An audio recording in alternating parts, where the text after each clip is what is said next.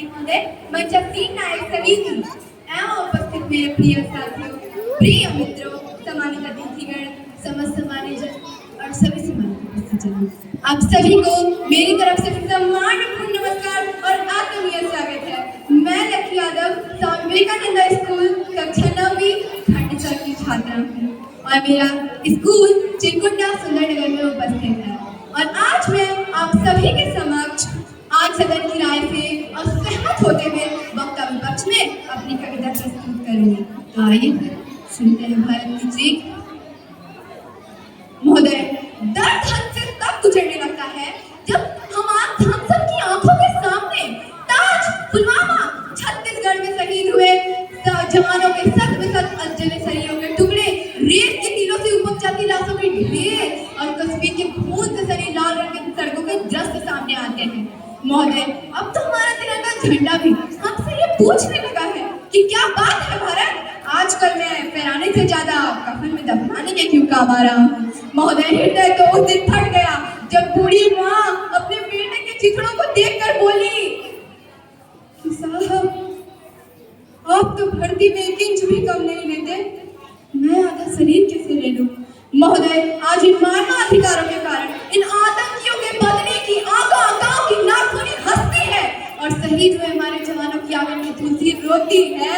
महोदय, जब एक शहीद हुए जवान की विधवा की वेदना चीख चीख कर ये कहती है कि प्यार में कर्पूर गया, मांग का सिंदूर गया, नन्हे होनहारों की लंगोटियां चली गई, छोटी छोटी बेटियों की चोटियां चली गई और आपके लिए तो एक आदमी मरा है साहब, पर हमारे घर की तो रोटियां ही चली गई।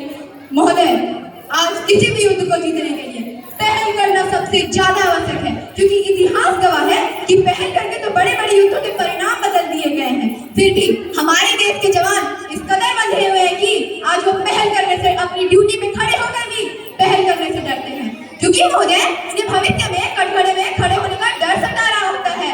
क्योंकि महोदय वो जानते हैं कि एक उग्रवाद की राइफल से निकलने वाली हर एक गोली को यह तय करना पड़े या ना करना पड़े कि वो किसे लगेगी, परंतु हमारे देश के जवान की राइफल से निकलने वाली हर एक गोली को लाखों करोड़ों बार सोचना पड़ता है कि भले वो किसी दोषी को लगे या ना लगे, परंतु किसी निर्दोष को नहीं लगनी चाहिए। यदि ऐसा हुआ तो ना तो ये समाज इन्हें छोड़ेगा और ना ही ये दिल का तार बनाने वाली ये मीडिया इन्हें छोड़ेगी।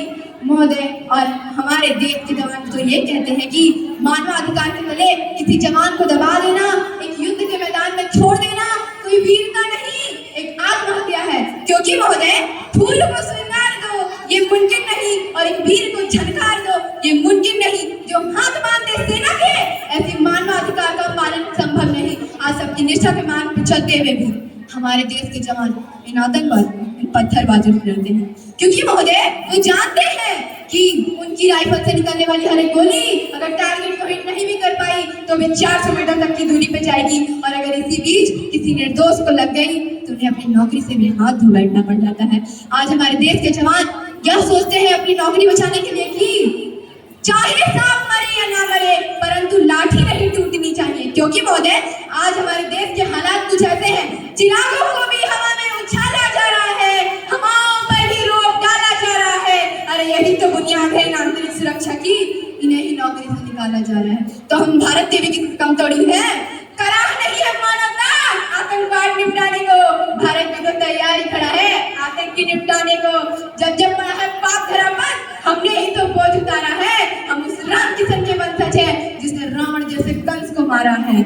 महोदय, आज जब हमारे देश के जवान जब पुलवामा में 44 जवान शहीद हुए, छत्तीसगढ़ में 42 जवान शहीद हुए, तो भला मानवाधिकार का पालन न करते हुए हमारे पक्ष में कोई खड़ा नहीं हुआ। परंतु जब जैनपुर विश्वविद्यालय में एक देश द्रोही के दौरान यह कहा गया कि भारत तेरे टुकड़े होंगे अब जब हम शर्मिंदा है, जिसे देश द्रोही नारे लगाते हो तो सब मानवाधिकारों के पक्ष में खड़े हो जाते हैं। तो मैं भारत की बेटी अपने भारतीय देश की तरफ से यह कहती हूँ कि उस घर में घुसकर मारेंगे जिस घर से अब जल निकलेगा, वो कोख नहीं पलने देंगे जिस कोख से अब जल निकलेगा।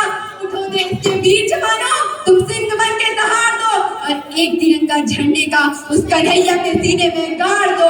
महोदय, आज अंत में मैं अपनी वाणी को विराम की ओर ले जाते हुए सिर्फ इतना ही कहना चाहूंगी कि मुझे अफसोस है इस देश की न्यायिक प्रक्रिया पे, जहाँ अजमल के साथ जैसा